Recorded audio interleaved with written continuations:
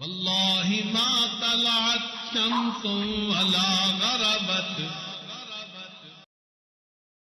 درود شریف کے فضائل اور اس کے فوائد تو بے شمار ہیں، لیکن کسی سالک کی روحانی ترقی میں درود شریف کا کیا کردار ہے، یہ بات ذرا سمجھ لیں. ہمارا یہ عقیدہ ہے کہ جب ہم درود شریف پڑھتے ہیں تو فرشتے یہ درود شریف لے لیتے ہیں اور حضور صلی اللہ علیہ وسلم کی خدمت میں پیش کرتے ہیں کہ اللہ کے نبی، یہ فلاں ولد فلاں کی جانب سے آپ کے لیے ہدیہ ہے.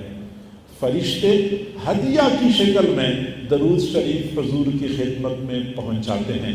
اب ایک اور بات سمجھ لیں کہ حضور صلی اللہ علیہ وسلم کا عمر بھر کا یہ معمول تھا کہ جب بھی کوئی بندہ ان کی خدمت میں ہدیہ پیش کرتا تھا، آپ صلی اللہ علیہ وسلم ضرور اس کا بدلہ اور عوض دیا کرتے تھے. آپ کا یہ معمول تھا. اب اگر معمول تھا تو آج بھی ہمارا یہ عقیدہ ہے کہ حضور صلی اللہ علیہ وسلم اپنی قبر مبارک میں حیات دنیاویہ کے ساتھ حیات ہیں، حیات دنیاویہ کے ساتھ حیات ہیں. تو آج بھی میرے محبوب کا وہی دستور ہے، وہی طریقہ ہے کہ جب کوئی بندہ ہدیہ بیچتا ہے وہاں سے ضرور ہدیہ واپس بندے کو ملتا ہے. لیکن جب تک وہ اس دنیا میں تھے، مادی اور روحانی دونوں طرح کے ہدایہ لوگوں کو دیا کرتے تھے. انما انا قاسم واللہ یعطی. لیکن جب دنیا سے تشریف لے گئے تو اگرچہ مادی ہدایہ تو وہاں سے نہیں آ رہے، لیکن روحانی ہدایہ کے تو ہم سارے قائل ہیں.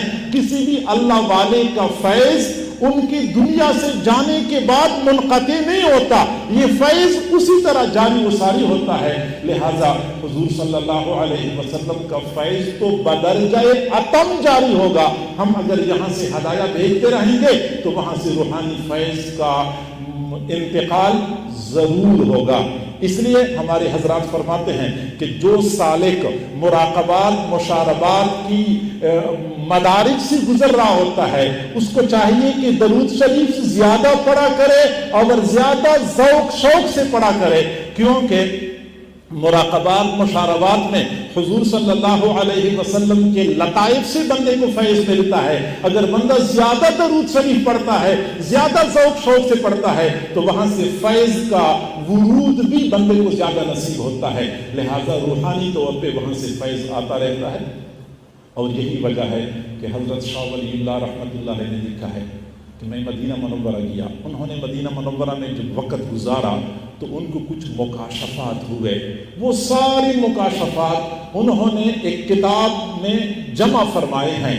اس میں وہ لکھتے ہیں کہ میں ایک مرتبہ مسجد نبوی میں تھا، مراقبے کی حالت میں تھا. ایک عجیب منظر منکشف ہوا کہ میں نے دیکھا کہ گنبد خضرا سے نور کی شعاعیں پھوٹ رہی ہیں اور دنیا کے کونے کونے میں پھیل رہی ہیں. میں سوچنے لگا کہ یہ شعاعیں کہاں جاتی ہیں. پھر میں نے مراقبے کی حالت میں ہی دیکھا کہ روئے زمین پر جہاں کہیں حدیث پڑھنے والے یا پڑھانے والے حضرات مصروف تھے ان کے قلوب تک یہ نور کی شعاعیں پہنچ رہی تھی. چونکہ حدیث پڑھنے پڑھانے والے کثرت سے حضور صلی اللہ علیہ وسلم کا نام نامی سامنے آتا ہے تو یہ طلباء بھی درود شریف پڑھتے ہیں، استاد بھی درود شریف پڑھتے ہیں. وہ درود شریف کی کثرت کی وجہ سے حضور صلی اللہ علیہ وسلم کی گنبد سے گنبد خضرا سے نور کی شعاعیں پھوٹ رہی تھی، ان کے قلوب میں پہنچ رہی تھی. تو اگر سالک یہ چاہتا ہے کہ حضور صلی اللہ علیہ وسلم کے قلب مبارک سے میرے لطائف میں انوارات آئیں تو پھر چاہیے کہ بندہ درود شریف کی کثرت کرے.